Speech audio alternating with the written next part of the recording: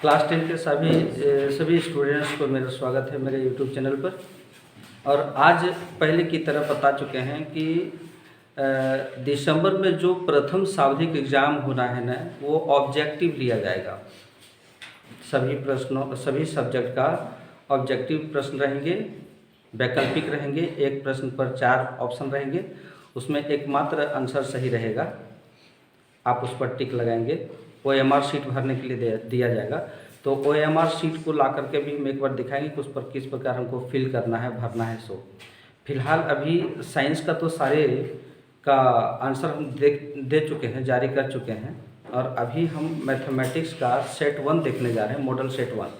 Model set 1 मेरे पास है और पहला क्वेश्चन देखते हैं। कहता है ये मॉडल सेट 1 लिखते हैं हम, मॉडल सेट 1। जैसा कि पहला क्वेश्चन इसमें कहता है कि 120 का अभाज्य गुणनखंड, 120 का अभाज्य गुणनखंड। आराम से पहले देख लेंगे, उसके बाद हम ऑप्शन का चयन करेंगे। नहीं, 4 को ऑप्शन दिया हुआ है। 120 का अभाज्य गुणनखंड हम कर देते हैं। 120 का अभाज्य संख्या से अगर गुणनखंड करेंगे तो इस प्रकार होगा 30, 2, 3, 5। तो क्या आएगा? 2 गुने 2 गुने 2 गुने 3 गुने 5। ये अगर आंसर है तो ठीक है। और अगर ये 2 पर पावर 3 गुने 5, ये भी आंसर वही है, एक ही चीज़ है। ठीक है, तो इसका जो आंसर हो जाएगा वो इसमें कौन सा आ रहा है? Answer A. ठीक है, तो ऑप्शन इसमें ए होगा। ठीक है, क्वेश्चन नंबर 2 के लिए 306 और 306 और 657 का HCF दिया हुआ है, HCF दिया हुआ है 9। तो कहता है कि LCM इन लोगों का क्या होगा?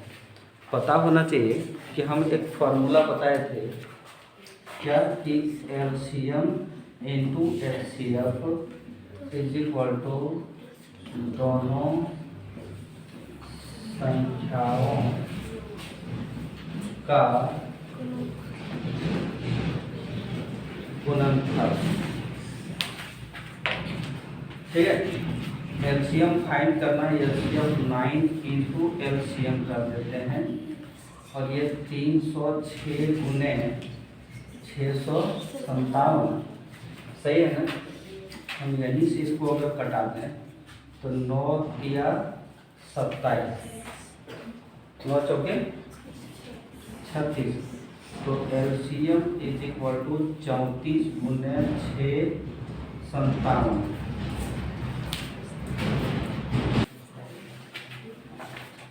हम पूरा नहीं गुना करेंगे क्योंकि ऑप्शन में देख ली कि इकाई अंक पर 8 हमारा यहाँ है। तो ऑप्शन में देखेंगे कि हमारा इकाई अंक पर जो है 8 वाला ऑप्शन है। अगर 2 ऑप्शन में रहता है 8 8, तो फिर एक बार और गुना कर देते हैं। तो इस तरीके से इसका जो आंसर हो जाएगा वो क्या हो जाएगा? आंसर इसका हो जाएगा 32, 33, 8, 22 है ना? 22, 33, 8। मतलब कि इसका आंसर 23 है क्या? 23, 33। हाँ तो ठीक है, तुम लिखे थे। उल्टा पलटा तुम लोग बता रहे हो नहीं। Question number 2 complete. Question number 3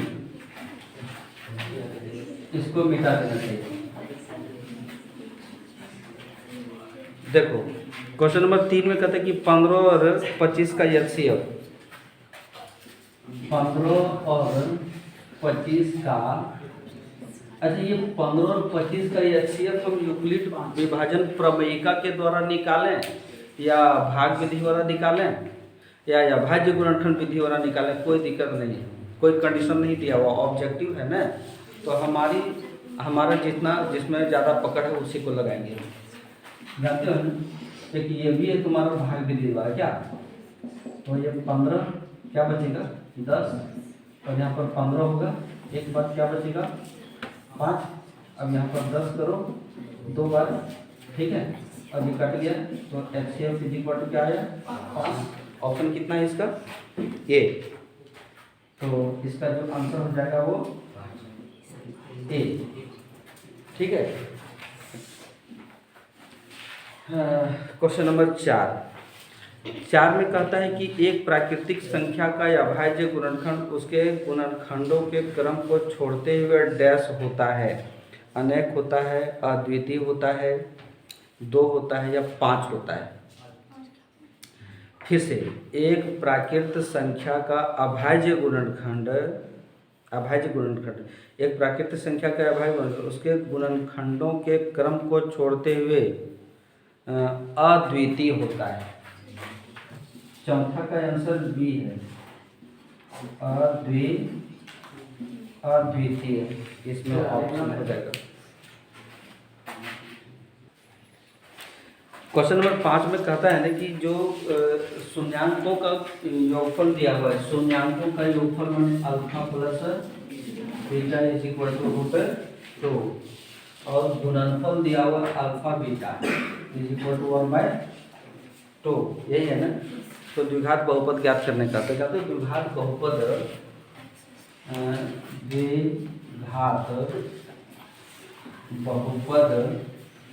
को हम एक सूत्र दिए थे, x² minus alpha plus beta x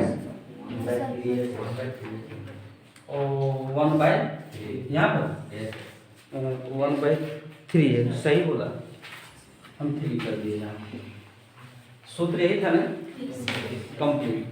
अब इसमें x² तो रहेगा, माइनस करो यहाँ, alpha plus beta is equal to √2x हो जाएगा कंप्लीट, प्लस अल्फा बीटा क्या है 1/3 नहीं।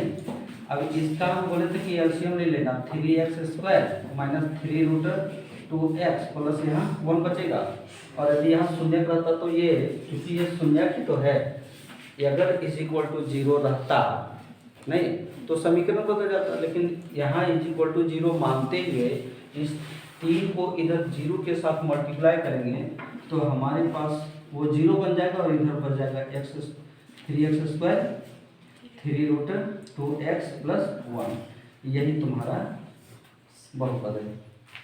ऑप्शन नंबर क्या बी, तो इसका आंसर जो हो जाएगा वो बी हो जाएगा complete.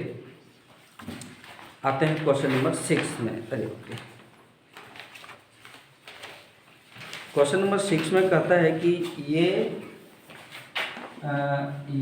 x² plus bx plus c नहीं के शून्य अल्फा और बीटा है, तो अल्फा प्लस बीटा का मान, तो इसमें अल्फा और बीटा 2 शून्य है ना, तो alpha plus beta is equal to -b/a, तो -b/a होगा। ये सारा फॉर्मूला हम बता चुके थे, याद होना चाहिए ना। तो ऑप्शन इसमें हो जाएगा, आंसर नंबर का आंसर इसका ये हो जाएगा कंप्लीट, ठीक है।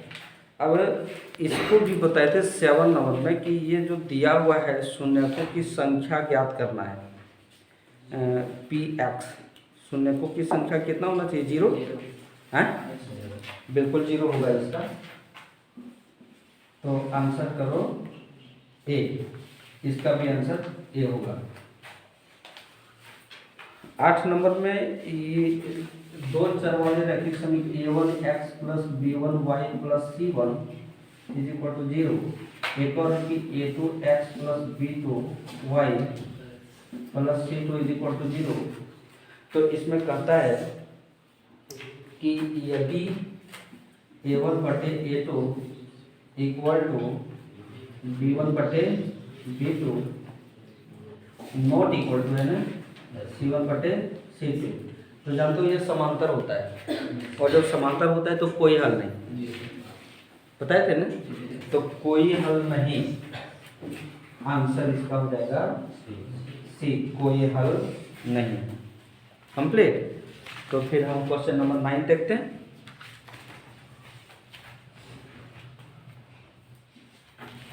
क्वेश्चन नंबर 9 में कहता है कि समीकरण युग्म 2x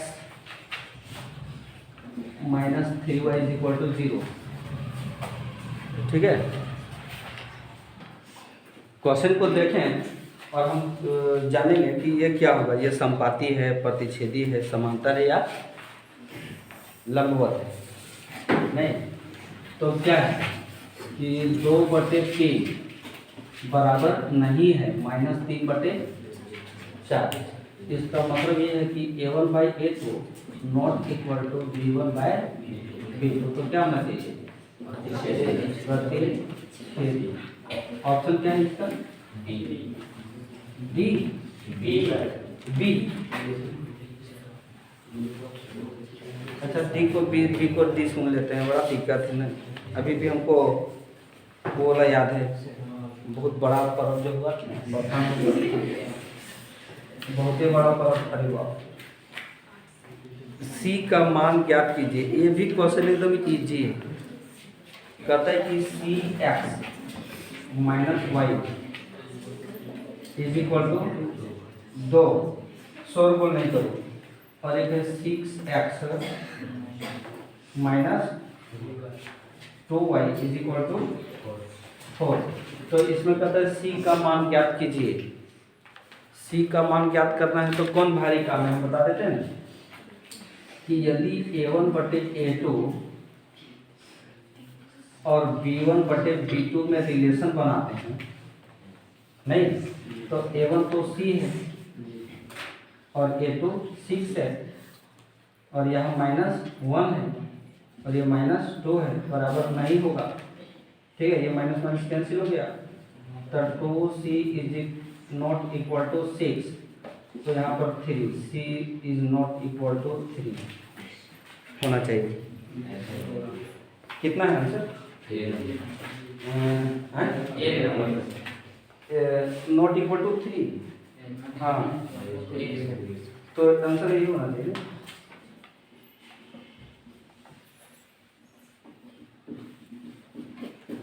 सही है। तो अब यहाँ से हम देखेंगे क्वेश्चन नंबर 11।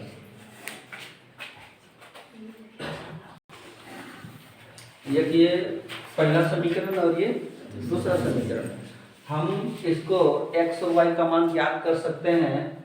ऐसा करते हैं ना कि इक्वेशन 1 में जो है ना 2 से मल्टीप्लाई करते हैं। ठीक, तो दूनी 4x minus 2y is equal to 10।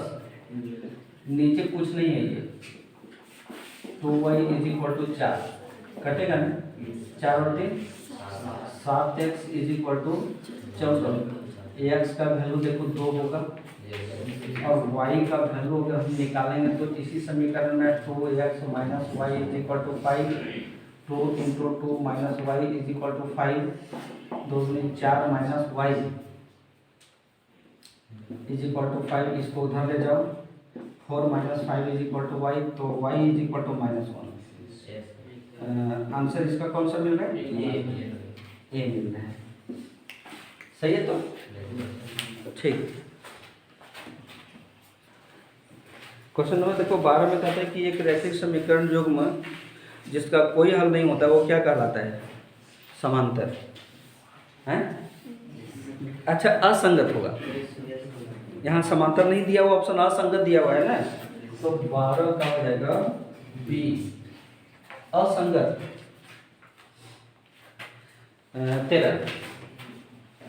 13 में कहता है ये जो समीकरण दिया हुआ है x plus Y is equal to 9 और x minus Y is equal to 1। तो x और y का मान जो ज्ञात होगा वो ये 2x इज इक्वल टू 10 करो 5। x का मान 5 आया। तो निश्चित है कि आंसर सी होगा। क्या क्यों हम जाने? बस सी होगा। ये तो 13 के बाद 14 आ गए कि ये जो द्विघात समीकरण इसमें से कौन है? द्विघात समीकरण इसमें से कौन है? ये तो होगा नहीं, बी भी नहीं होगा, सी होगा। कोई क्या कुछ बोल रहा था क्या? क्या बोल रहा था बता? एक्स स्क्वायर प्लस 2x प्लस 1 is equal to 2x minus 6। Clear? X square ये कट जाएगा, plus 1 plus 6 is equal to 0, X square plus 7 is equal to 0। तो यह द्विघात समीकरण तो है ये, बताए थे ना कि सामान्य सूत्र जो होता है वो a x square plus b x plus c is equal to 0। नहीं, तो इस पद में ए का मान कभी भी 0 नहीं होना चाहिए। ठीक है, बाकी बी और सी का 0 हो सकता है। ठीक है, अगर ऐसा बोले कि X square is equal to 0 तो ये भी द्विघात समीकरण ही है, क्योंकि बी और सी का मान 0 है लेकिन ए का मान 0 नहीं। ठीक, अगला देखते हैं इसको। क्वेश्चन नंबर 15 वाला हम बता चुके थे, पता है कि नहीं? क्या कि ये जो दिया हुआ है d is greater than 0, d for विविक्तर, जिसको हम लोग इंग्लिश में कहते हैं डिस्क्रिमिनांट। ठीक है, d इज ग्रेटर देन 0 हो तो वास्तविक और भिन्न, वास्तविक और असमान मूल, असमान माने भिन्न, वही लिखा थे, असमान लिखाए थे। अब देखना तुम लोग, अगर तो इसमें आंसर हो जाएगा क्या? ए 16 में ये द्विघात समीकरण दिया हुआ है। तो X square plus X minus 1 is equal to 0। तो मूलों की प्रकृति ज्ञात करना, मैंने सबसे पहले डी ज्ञात करना है। तो D is equal to B square minus 4ac, एक स्क्वायर 4 गुने 1 गुने माइनस 1, तो 1 minus plus 4 is equal to 5। D is greater than 0, D का मान अगर 0 से बड़ा हो तो दो वास्तविक एवं असमान मूल प्राप्त होंगे। तो ऑप्शन है इसका बी। ठीक है ना, 17 नंबर में आ जाता है। 17 नंबर में जो कहता है, बाकी 40 क्वेश्चन है। 17 नंबर में कहता है कि a x square plus b x plus c is equal to 0 यदि हो तो दो वास्तविक मूल होंगे, दो भिन्न वास्तविक मूल जो हो जाएंगे ना, वो B square minus 4ac is greater than 0 के बराबर हो जाएगा। ये वही चीज है, इसको हम क्या कहेंगे? डी नहीं कहेंगे, तो डी इज इक्वल टू 0 होगा ना, तभी ना हमको दो भिन्न वास्तविक मूल प्राप्त होगा। तो इसका जो आंसर हो जाएगा वो क्या हो जाएगा? सी हो जाएगा, झका। ठीक है, अब द्विघात समीकरण जो दिया हुआ है 18 नंबर का, वो है X square minus X plus 3 is equal to 0 दिया हुआ है। तो इसका विविक्तकर क्या होगा, माने हमको डी निकालने के लिए कहता है। तो बी स्क्वायर माइनस 4ac, तो माइनस ए का स्क्वायर माइनस 4 गुने 1 गुने 3, तो 1 माइनस 12, अच्छा माइनस 11 आ रहा है ऑप्शन में है। हाँ है, तो डी नंबर में माइनस 11 भाई, डी में इस दिया हुआ है, इसमें माइनस 11 है। तो आंसर इसका हो जाएगा डी, कंप्लीट। देखो उस पर भरोसा करोगे तो हमारा यूट्यूब चैनल क्यों बना हुआ है, पूरा डिस्क्रिप्शन के साथ हम बता रहे हैं तुमको, और जब ये लॉड करेंगे तो उससे तो ज़्यादा बेहतर ये है ना, प्रत्यक्षम किंग प्रमाणम। जब प्रत्यक्ष सामने है तो प्रमाणित करने का जरूरत ही क्या है। 19 नंबर में कहता है कि ये जो द्विघात समीकरण दिए हुए हैं हल करके हम दिखा दे रहे हैं ना, तो क्या उसमें अंजना में दिखाया गया है हल करके? नहीं दिखाया गया, तो तुम रट लिए। रटने की प्रवृत्ति ही होता है स्टूडेंट में ना, इसलिए तुम लोग साइंस में भी डिस्क्रिप्शन करके हम बताए हैं, कैलकुलेशन करके बताए हैं, बुझेगी नहीं? तो उसको देखोगे तुम तभी नहीं। सुनो ना, कहता है कि दो मूल समान है तो के का मान, जानते हैं कि दो मूल यदि समान हो तो इसका मतलब है कि d इज इक्वल टू 0 होगा। दो मूल समान होगा ना तो d का मान 0 होगा। अब b के का मान ज्ञात करना है, d इज इक्वल टू क्या होता है, b स्क्वायर माइनस 4 या c इज इक्वल टू 0 होगा या नहीं होगा? तो b के जगह पर -4 का स्क्वायर करेंगे, 4 को पावर 4 लिखा जाता है। अच्छा बताओ, 1 गुने k is equal to 0, c की जगह पर k है भाई, थोड़ा जल्दी जल्दी बोल दे रहे हैं। 4 चौके 16 और plus minus minus 4k is equal to 0, 4k को उधर ले जाओ तो इधर हो जाएगा 4k, 4 चौके 16, k इज इक्वल टू 4। क्या होगा आंसर इसका? a। तो आंसर हो जाएगा इसका a कंप्लीट। ठीक, बीसी क्वेश्चन तो बताएंगे। द्विघात समीकरण जो दिया है इसके मूल, अच्छा ये द्विघात समीकरण दिया हुआ है +6 इसको मूल, इसके मूल ज्ञात करने के लिए हम अगर द्विघाती सूत्र का प्रयोग करेंगे तो काफ़ी लेट हो जाएगा, तो बेहतर है कि हम गुणनखंड कर लें। x² - 2x - 3x + x is equal to 0, तो x - 2 और यहाँ पर है -3x - 2 is equal to 0, x - 2 और x - 3 इज इक्वल टू 0।